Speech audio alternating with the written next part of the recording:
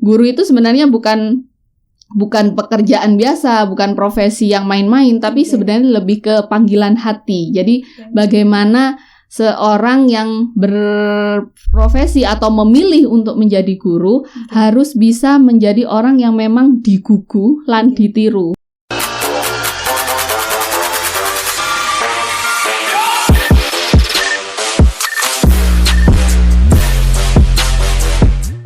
Assalamualaikum warahmatullahi wabarakatuh.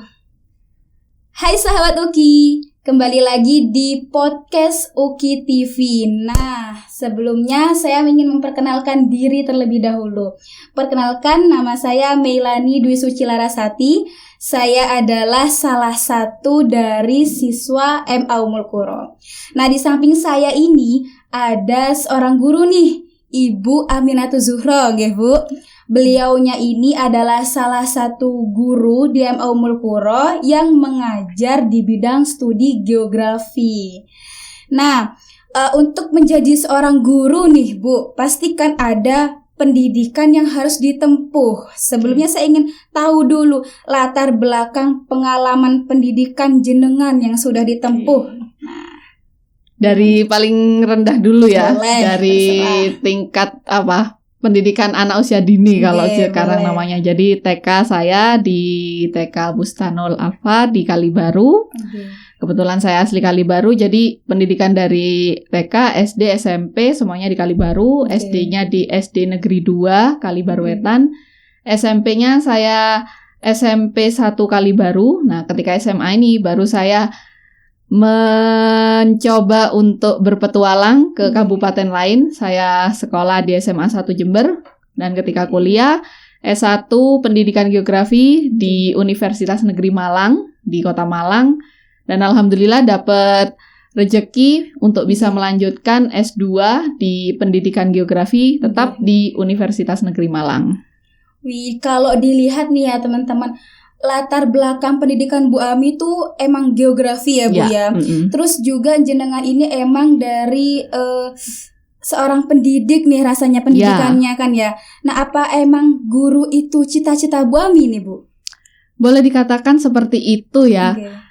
Satu dari keinginan saya, ketertarikan saya ketika saya kecil, saya melihat sebuah video yang video itu seorang perempuan menjadi pengajar di suku anak dalam di Sumatera. Nah, waktu itu saya berpikirnya kok seru ya kayaknya ngajari anak-anak dengan latar belakang yang berbeda. Mereka adalah suku anak dalam yang kebanyakan tiap harinya mereka hidup di hutan, kayaknya seru.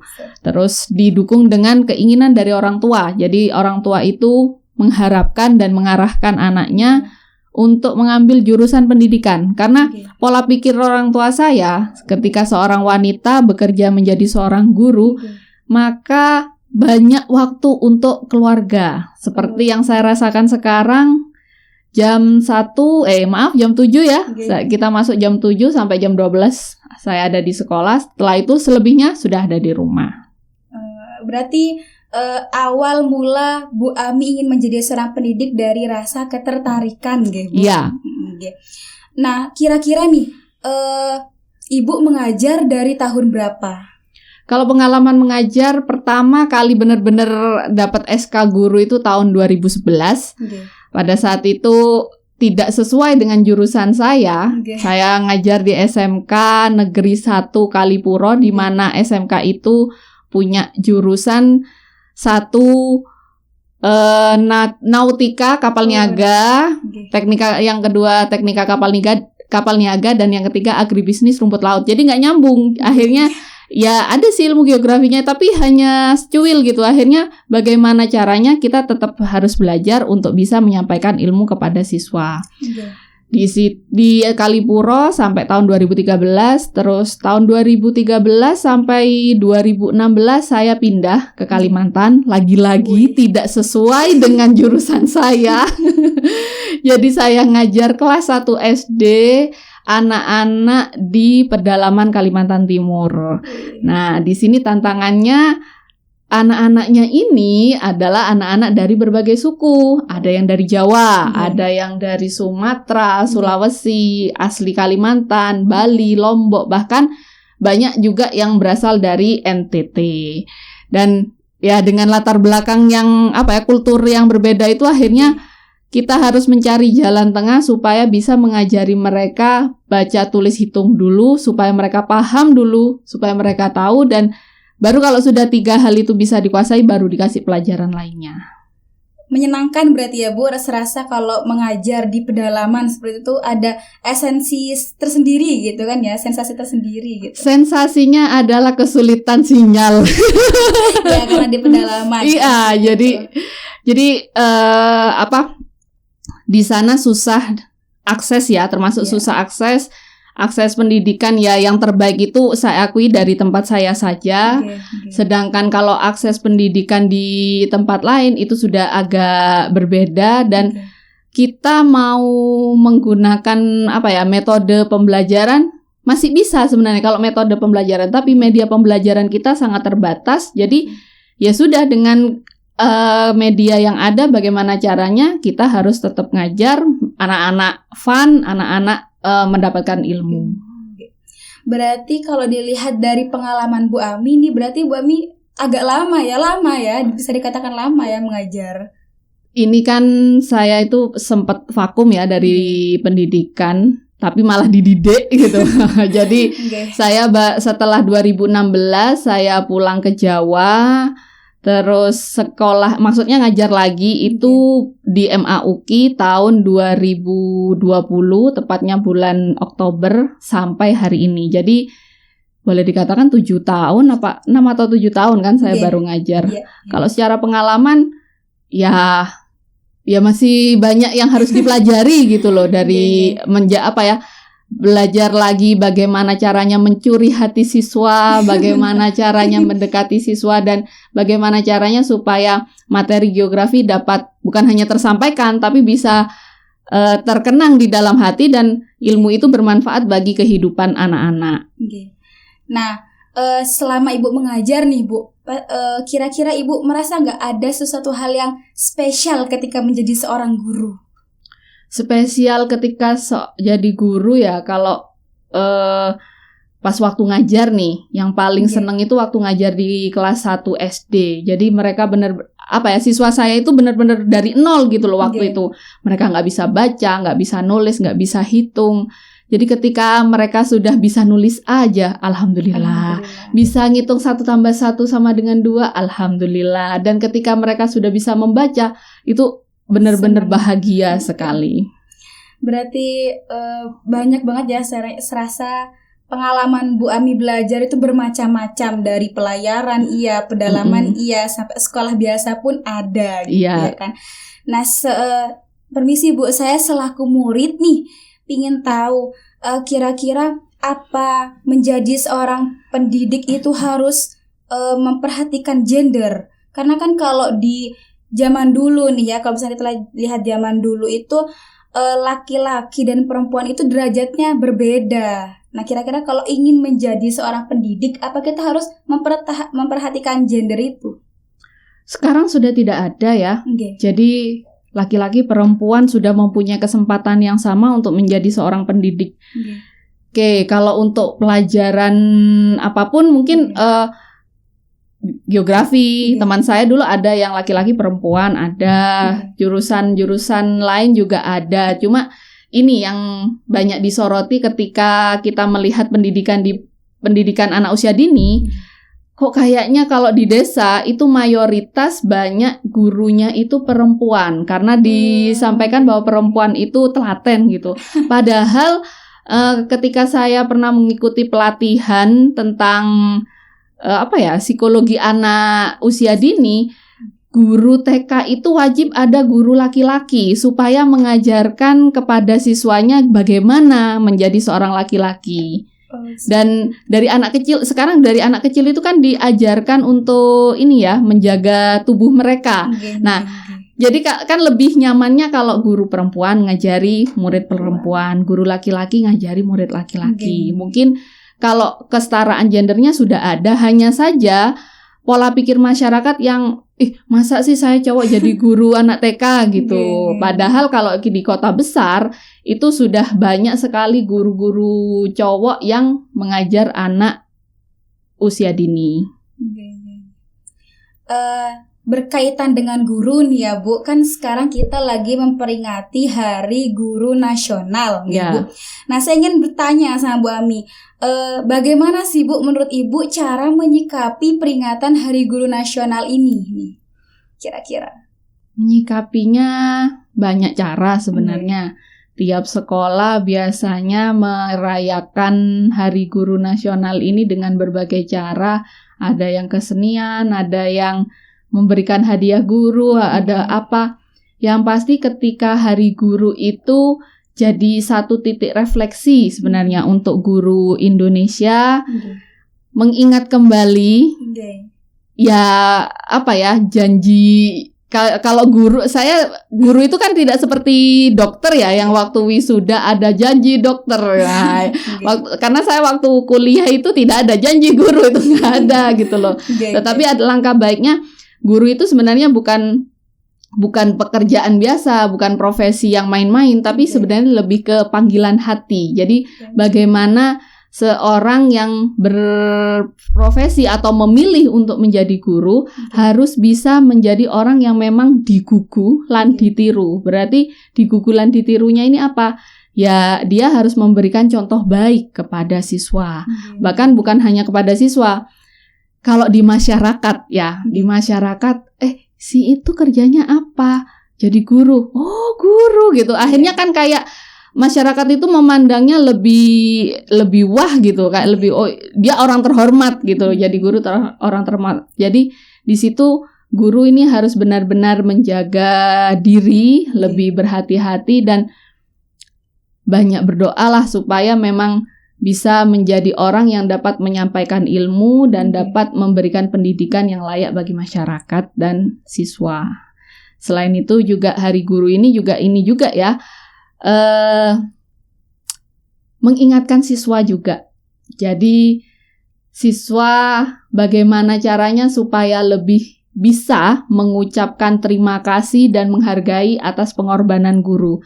Karena menjadi seorang guru itu bukan hanya kalau kita hanya menyampaikan ilmu mudah, tapi kalau kita memberikan pendidikan itu susah. Selain itu juga guru itu mempunyai tuntutannya bukan hanya ketika di pekerjaan, tetapi ketika di rumah pasti mereka punya masalah atau mereka punya beban, di mana ketika mereka bertemu dengan siswa, mereka harus bermain peran jadi orang yang berbeda. Nah, ini harus dipahami juga sama siswa bahwa jadi guru maupun jadi siswa itu sama-sama berjuang. Ayo sama-sama kita menghargai perjuangan masing-masing. Jangan sampai cerita beberapa tahun yang lalu ada siswa yang menyebabkan gurunya meninggal, ini terjadi karena itu menjadi coret buruk bagi pendidikan Indonesia. Kalau kita ngebahas tentang pendidikan nih ya Bu, tingkat pendidikan di Indonesia ini kan jauh dibandingkan dengan negara maju di luar sana nih ya Bu. Nah, kalau kita teliti-teliti nih ya Bu, kan ada beberapa kekurangan di bidang pendidikan di Indonesia ini. Menurut Bu Ami sendiri nih, kira-kira ada nggak beberapa beberapa yang masih perlu diperbaiki jika melihat pendidikan di Indonesia? Banyak sekali hal-hal yang harus diperbaiki di bidang pendidikan di Indonesia. Kalau kita membicarakan Jawa, kelihatannya kayak Jawa bagus aja gitu loh. Tapi sekarang kita sudah berbeda. Kalau zaman dulu sekolah terbaik kayaknya sekolah negeri ya. Tapi sekarang orang itu sudah bisa menilai dan bisa memilih anak saya mau ke sekolah mana. Bahkan banyak sekali di kota-kota besar sekolah yang menjadi sekolah favorit sekarang bukan hanya sekolah negeri tapi sekolah swasta. Maksudnya apa? Mungkin saya tidak tahu detailnya seperti apa kalau di ini ya dari Kementerian Pendidikannya seperti apa, tetapi mungkin memang harus ada konsentrasi lebih banyak kepada bidang pendidikan. Itu kalau di Jawa. Sedangkan di luar Jawa, potret pendidikan sekolah negeri di luar Jawa itu sangat-sangat memprihatinkan. Saya contohkan pengalaman saya di Kalimantan. Saya sekolahnya swasta, bangunannya hampir sama dengan MAUKI. Maksudnya temboknya tembok batu bata. Kemudian ketika siswa masuk kelas mereka harus membuka sepatunya. Kalau di sekolah negeri di Kalimantan bangunannya itu dari kayu. Oh, kayu ya gitu. Dan tidak terawat, Mak. Sayangnya itu sekolahnya tidak terawat sehingga kelihatan sekolahnya itu kumuh, lusuh gitu. Akhirnya kayak siswa mau ngajar juga malas kan gitu.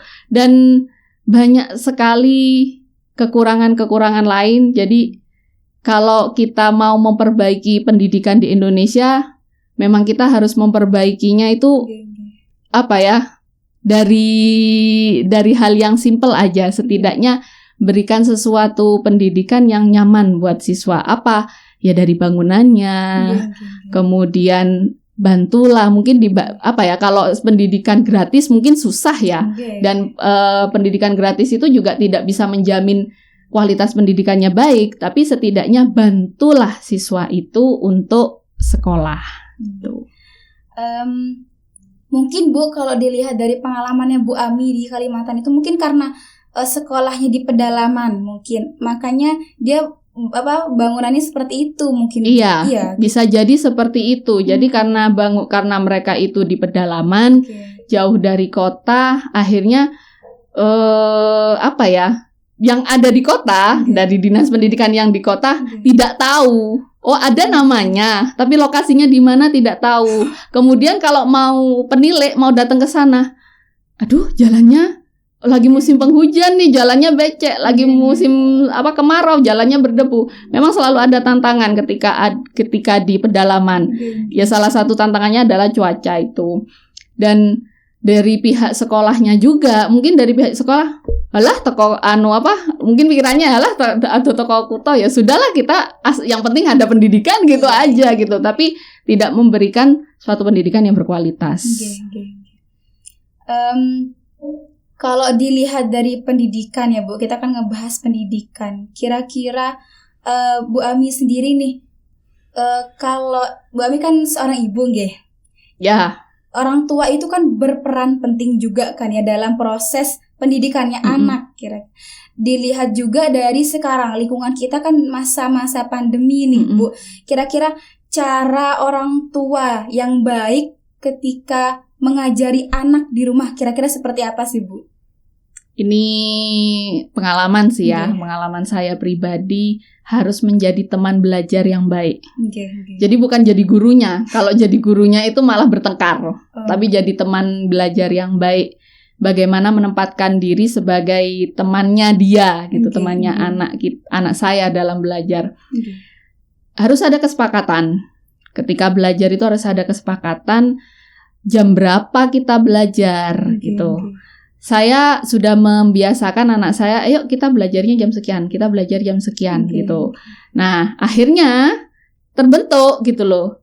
Jadi ketika sudah masuk jam sekian tapi belum belajar, mungkin kita belum belajar gitu. Dan harus ada kerjasama juga antara ayah sama ibu. Harus ada kerjasama yang baik. Karena namanya rumah tangga bukan dibangun oleh satu orang, tetapi dua orang ya. Bapak sama ibu ini harus benar-benar kerjasama. Kalau ada istilah yang banyak dikenal, ibu adalah madrasah pertama bagi anak, maka ayah adalah kepala sekolahnya gitu. Jadi ayahnya ini juga harus memikirkan program pendidikannya, memikirkan pembiayaannya, dan memikirkan arahnya pendidikan ini kemana. Dan ibu ini yang eksekusi. Tapi jangan lupa bapak juga harus eksekusi supaya pendidikan itu beriringan. Bapak, ibu bisa berjalan beriringan dalam pendidikan. Kalau dua-duanya ibaratnya kayak orang berjalan menggunakan dua kaki, imbang. Tapi kalau hanya didominasi satu orang, bisa saja seperti orang yang jalannya tapi pincang. Gitu. Terakhir nih ya Bu, kira-kira karena hari ini kita memperingati Hari Guru Nasional. Nah, harapannya Bu Ami sendiri nih kira-kira di Hari Guru Nasional untuk pendidikan di Indonesia bagaimana nih Bu? Harapannya pasti pendidikan Indonesia itu maju. Dan bagaimana caranya maju? Satu, mungkin kita harus memperbaiki niat kita. Oh iya. Okay. Ini saya kutip dari film atau dari buku Negeri Lima Menara. Di buku itu menyampaikan ketika si anak ini pertama kali masuk ke pondok. Pondok itu sebenarnya yang aslinya kan menceritakan Pondok Gontor ya. Jadi ketika pertama kali masuk Pondok Gontor disambut oleh kiai. Kiai ini menyampaikan harapannya kiai menyampaikan bahwa ayo kita menjadi orang yang sama-sama ikhlas. Siswa ikhlas untuk dididik. Dan gurunya di sini saya harapkan ikhlas untuk mendidik. Jadi mungkin kalau sudah si muridnya ikhlas dididik, gurunya ikhlas mendidik, sama-sama mendoakan supaya hasilnya menjadi lebih baik. Seperti itu mungkin langkah kecilnya untuk mendapatkan pendidikan di Indonesia yang lebih baik. Berarti faktor utama nggih Bu ya, kira-kira itu harapannya Bu Ami, semoga teman-teman semua di luar sana itu bisa memperbaiki niat ya Bu ya, terutama ikhlasnya. Nah, semoga kita para sahabat-sahabat UKI mungkin yang juga menjadi pelajar ya Bu, semoga bisa memperbaiki niatnya lagi. Dan bisa mengambil hikmah dari yang sudah kita obrolin mulai dari tadi ya Bu ya. Banyak banget pelajaran yang bisa kita ambil karena beliaunya ini emang seorang pendidik juga, gitu kan. Beliau juga pengalaman belajarnya lumayan seperti itu. Terima kasih banyak Bu Ami sudah meluangkan waktunya yang sama-sama Mbak Melani. Kita ngobrol panjang lebar. Terus semoga Bu Ami sehat selalu. Amin. Biar kita bisa ketemu lagi di pertemuan selanjutnya, nggih. Cukup sekian sahabat UKI, terima kasih. Jangan lupa like, comment, subscribe di bawah, oke? Terima kasih. Assalamualaikum warahmatullahi wabarakatuh.